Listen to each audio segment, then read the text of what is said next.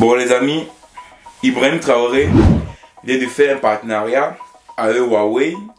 Huawei qui est, tout le monde connaît, la grande entreprise de technologie chinoise, pour former 5000 jeunes burkinabés au Burkina.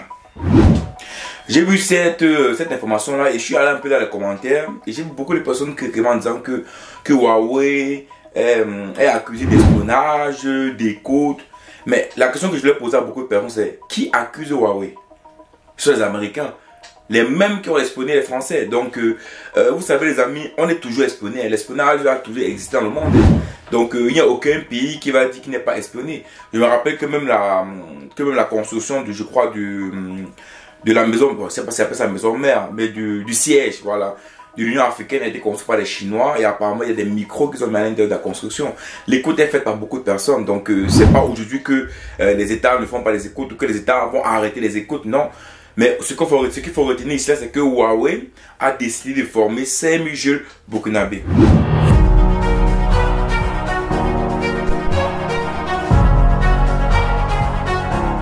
Aujourd'hui, on est ravis d'être reçus par le chef d'État, Monsieur le Président.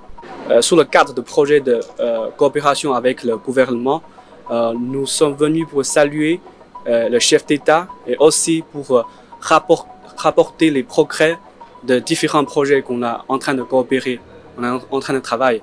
Et ces projets sont principalement concentrés sur la sécurité urbaine et aussi la partie énergique et puis pour aussi une stratégie pour fournir l'accès d'Internet, l'accès d'électricité dans la zone rurale et aussi la partie de formation pour les jeunes talents. Oui, comme une société, une grande entreprise dans le domaine TIC, on aimerait aussi prendre notre responsabilité pour former nos jeunes burkinabés avec les connaissances dans le domaine de TIC, y compris les 5G, cloud et AI, tous les domaines de technologie. Nous allons initier un projet avec le gouvernement, avec le ministère de la Transition digitale pour former des jeunes dans l'avenir, dans 5 ans, pour former les 5000 jeunes. Mais moi, ce qui m'a intéressé dans la parole du directeur général de Huawei Burkina Faso, c'est quand il a parlé de nos jeunes burkinabés, nos jeunes.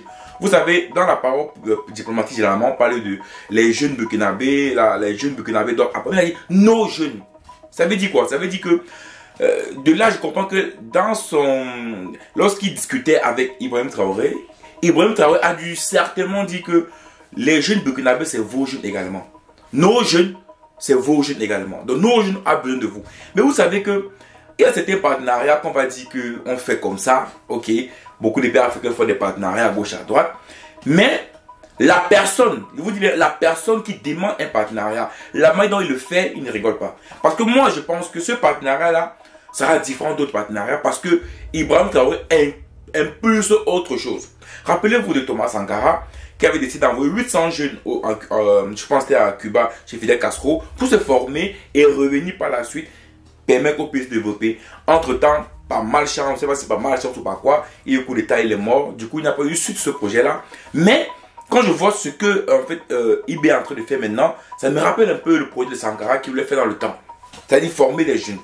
Et, le plus important, c'est pas seulement de former des jeunes, c'est de former des jeunes et que ces jeunes-là travaillent pour le Burkina Faso. Et c'est là que le travail de Ibrahim Traoré, le travail du gouvernement de Ibrahim Traoré doit être fort. Parce que ces 5000 jeunes seront formés. Maintenant, il faut les inculquer l'amour de la patrie, leur donner l'argent qu'il faut, l'innovation qu'il faut, la richesse qu'il faut, donner tout ce qu'il faut comme équipement pour qu'ils puissent effectivement lancer le développement technologique au Burkina Faso.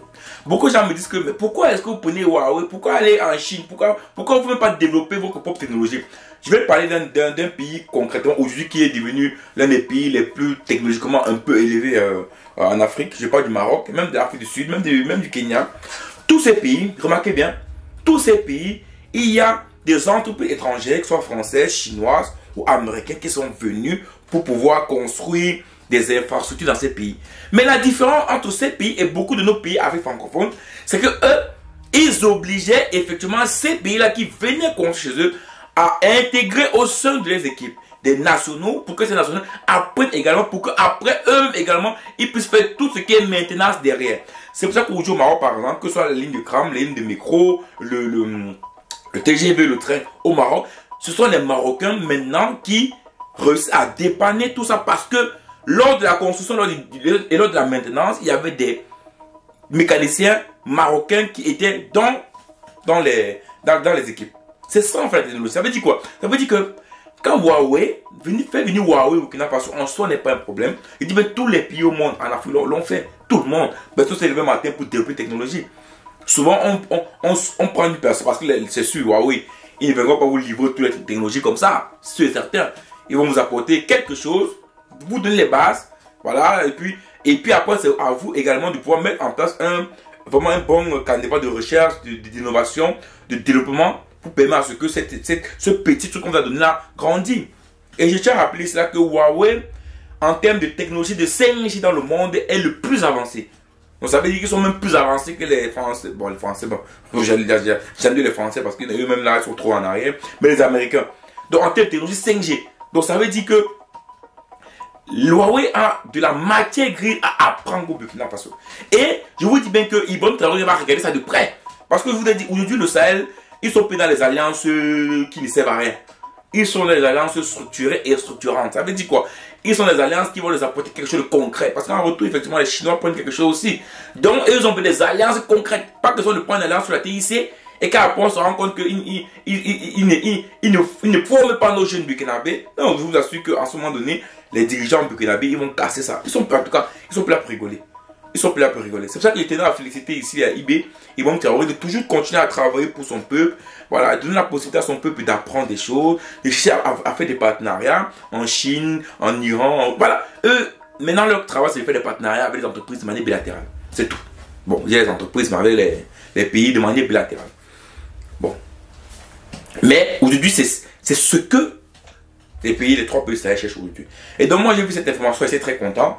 J'étais très content. J'espère vraiment que vraiment le Burkina Faso va réellement suivre ça, suivre qu'effectivement Huawei va réellement former ces jeunes-là. Également s'assurer que les jeunes qui seront formés vont réellement travailler pour le pays. Et pour que ces jeunes travaillent pour le pays, effectivement, il faut leur donner tous les équipements nécessaires pour qu'ils puissent continuer à se former au pays et bien sûr améliorer la technologie au Burkina Faso. Également, ils ont promis également de croire sur combien de kilomètres de fait de la fibre optique au Burkina Faso. Donc il y a beaucoup de projets en cours comme ça.